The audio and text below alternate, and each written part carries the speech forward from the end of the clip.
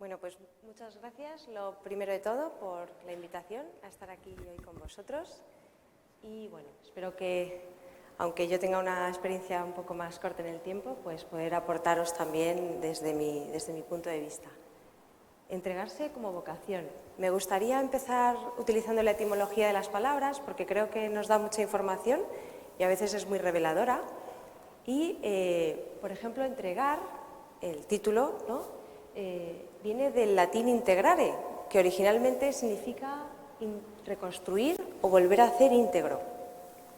Por otro lado, vocación, como ya hemos oído, viene del latín vocare y que se refiere a la acción de llamar o de ser llamado hacia un determinado fin. Bien, el título de esta charla me parece que tiene mucho que ver con el principio y fundamento que nos propone San Ignacio al comienzo de los ejercicios espirituales para alcanzar ese encuentro con Dios. Y es que estamos llamados a ese encuentro en todas las dimensiones de nuestra vida, no solo cuando hacemos oración o cuando nos juntamos en comunidad, sino en todos los ámbitos. El principio y fundamento comienza diciendo que el hombre ha sido creado para alabar, hacer reverencia y servir a Dios nuestro Señor, y mediante esto salvar su alma. Y continúa diciendo que todo lo creado sobre la faz de la tierra ha sido creado para ayudarnos a alcanzar el fin para el que hemos sido creados. Pues bien, principio nos habla de origen, de punto de partida, de aquellos cimientos, de dónde los pongo, de la tierra donde planto mis raíces más hondas. Y fundamento, por otro lado, se refiere a ese motor que yo pongo en marcha todos los días, lo que me mueve, lo que da sentido a mi vida, a mi trabajo, mi para, ¿no? Todos tenemos un principio y un fundamento, un principio y un para, podríamos decir.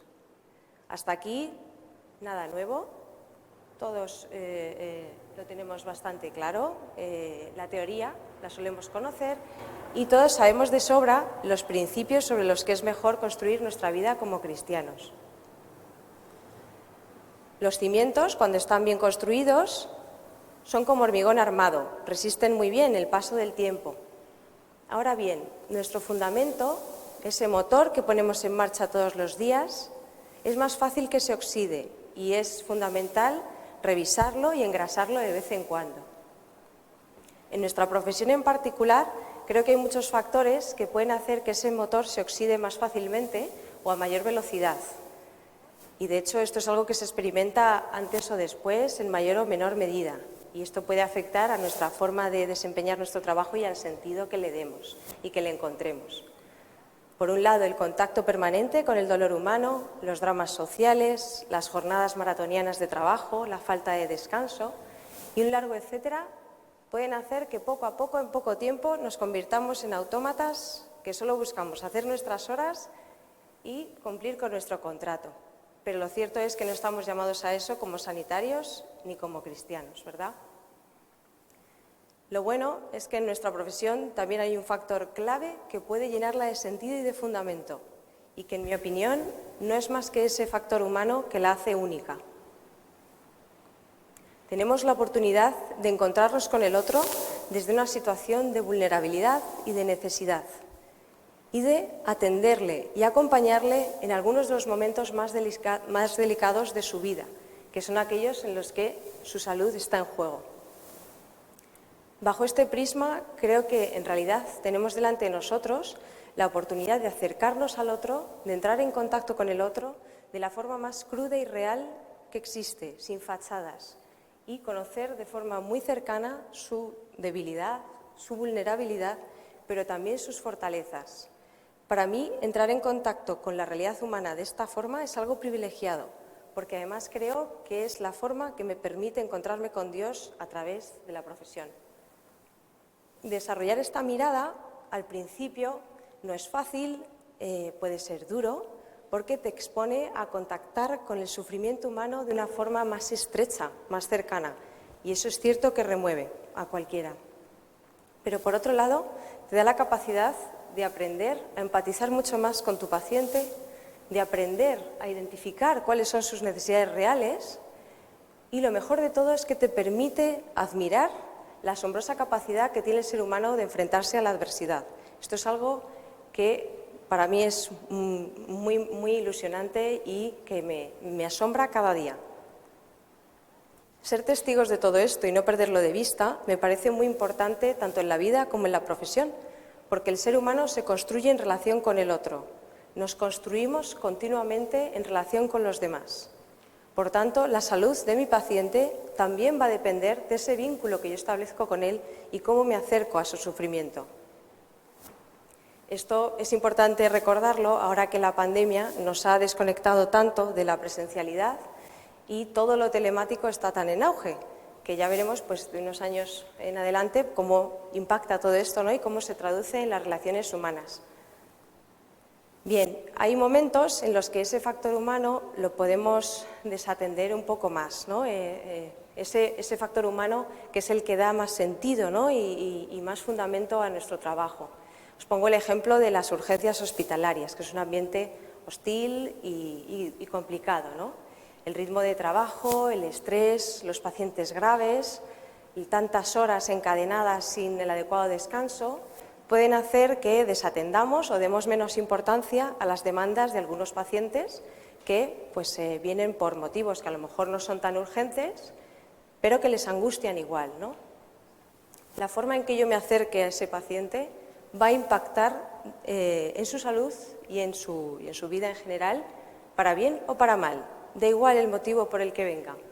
En concreto, yo tuve la experiencia de ser paciente hace ya unos cuantos años. Yo estaba en cuarto de carrera y bueno, pues tuve un problema en el pie por el que tuve que estar hospitalizada unos días. Y de aquella experiencia lo que más recuerdo son dos cosas. Por un lado, el cariño y el apoyo, y lo arropada que me sentí por mi familia y por mis amigos, que eso pues es algo privilegiado que no tiene todo el mundo.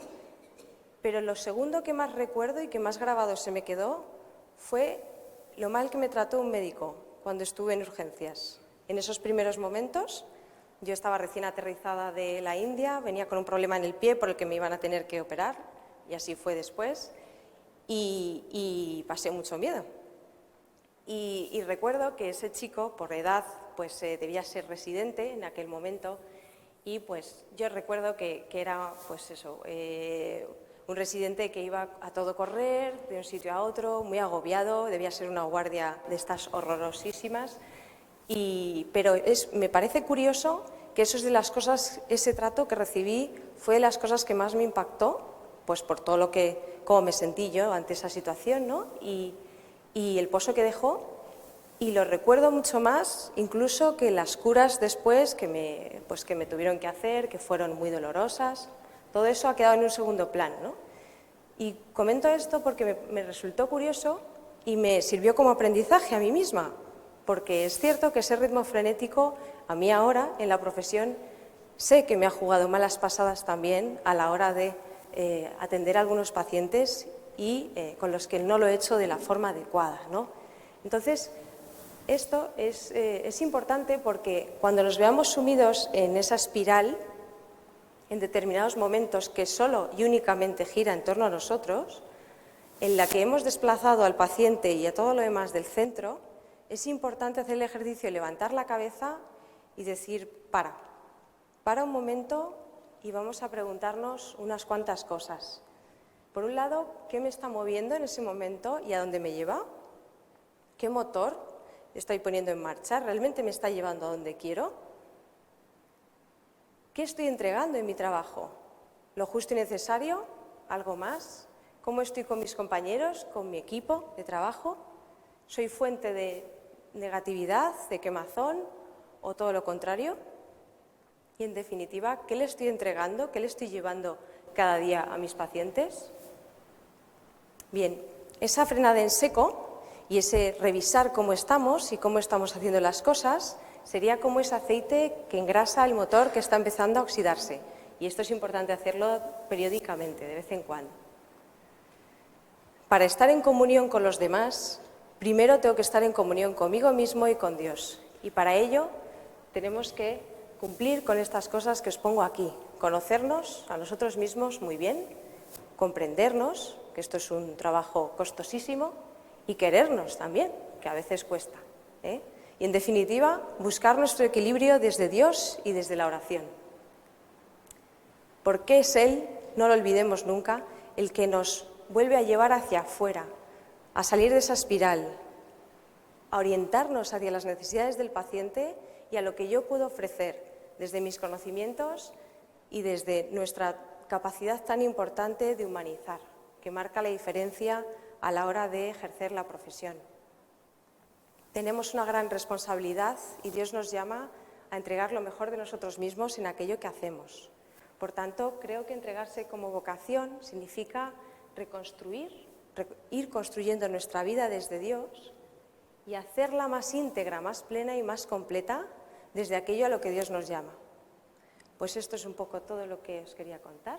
Muchas gracias por vuestra atención.